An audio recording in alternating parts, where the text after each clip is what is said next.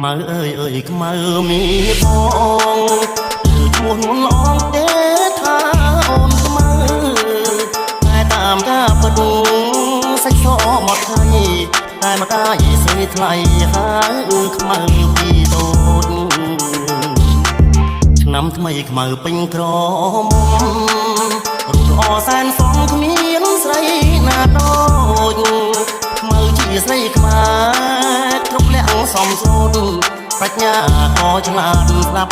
ពីម៉ែថ្ងៃនេះបនចូលឆ្នាំថ្មី